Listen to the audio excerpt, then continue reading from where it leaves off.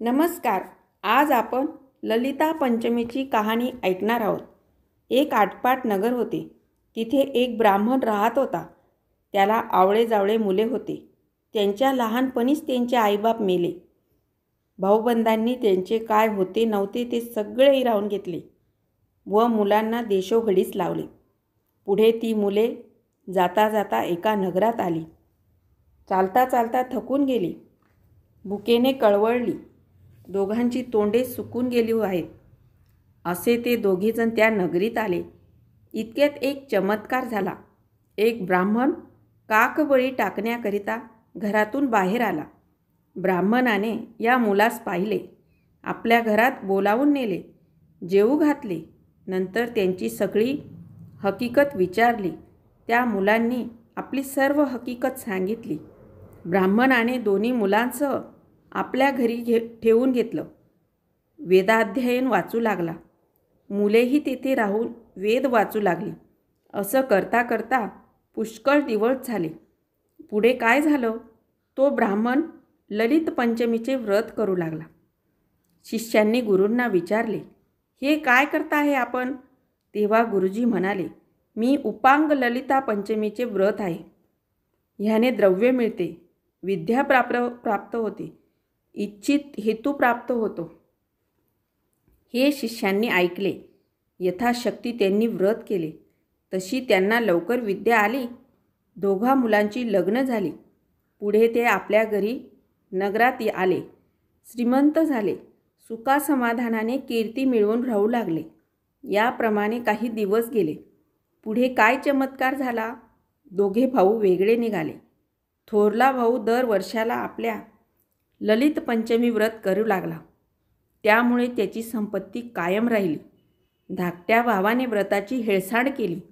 त्याने देवीला राग आला. त्यामुळे त्याला दारिद्र्य आले. पुढे ती नवरा बायको थोरल्या भावाकडे राहावयास गेली. एके दिवशी वडील भावाची बायको दीराला काही बोलली. त्यामुळे त्याला राग आला. मोठा पश्चाताप झाला.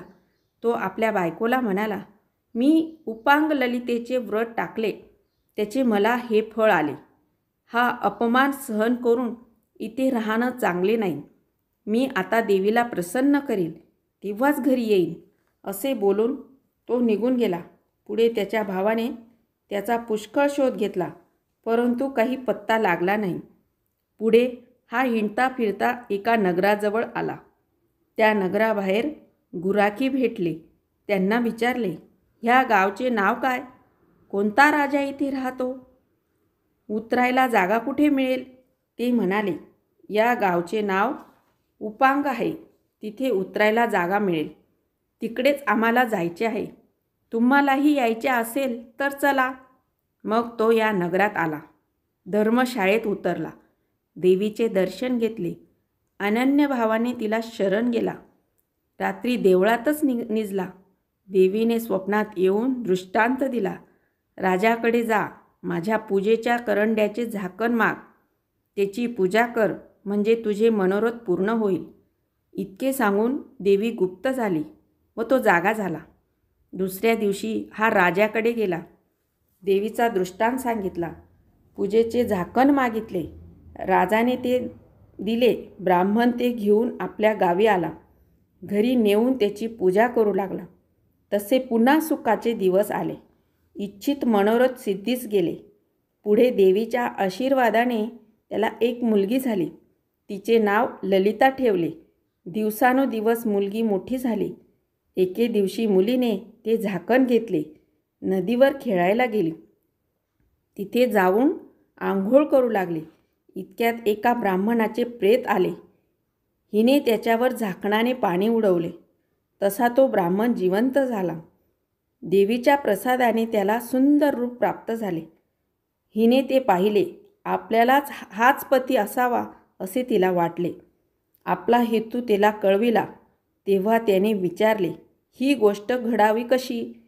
तशी ती म्हणाली, मी तुम्हाला घरी जेवायला बोलावते.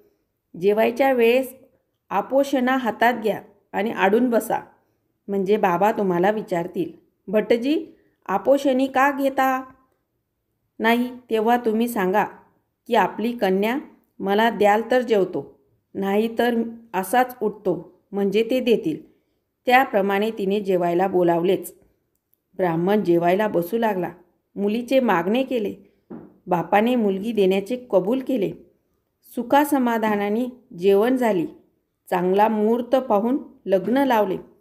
नवरा नवरीची बोळवण केली. घरी जाते वेळेस मुलगी देवीच्या प्रसादाचे झाकण घेऊन गेली. त्यामुळे बापाच्या घरातले सगळे द्रव्य गेले. दरिद्री आले. तो फार गरीब झाला. तसं त्याच्या बायकोने मुलीजवळ झाकण मागितले. मुलीने ते दिले नाही. तिने तो रोष मनात ठेविला. एके दिवशी आई मुलीच्या घरी जाऊ लागली. जाताना वाटेत जावई भेटला. सासूने त्याला मारवले. झाकण घेऊन घरी आली. इकडे मुलीच्या व्रताच्या पुण्याने जावई जिवंत होऊन उठून घरी गेला. त्याने बायकोला झालेली हकीकत सांगितली. तिला मोठा आनंद झाला. पुढे ही सगळी हकीकत सासूला समजली. तशी ती जावयाच्या घरी आली. पटापट पाया पडू लागली. केलेला अपराध कबूल झाली. तिला पश्चाताप झाला. अशा कर्मामुळे तिला गरिबी आली. तिचा नवरा नेहमी आश्चर्य करू लागला की वारंवार असं का होते. याचे कारण काही केल्या त्याच्या लक्षात येईना. म्हणून वडील भावाकडे गेला. त्याला सगळी हकीकत सांगितली आणि तो म्हणाला, तू ललिता पंचमीच्या व्रताची हेळसांड करतोस. त्या योगाने असं होते. व्रत नेम यथास्थित कर. देवीची पूजा कर, म्हणजे तुझे कल्याण होईल. त्याने असा वागण्याचा निश्चय केला. घरी आला व व्रत करू लागला. तेने करून तसे तुमचे आमचे होत. ही साठा उत्तराची कहाणी 5 उत्तरी सुफल संपूर्ण.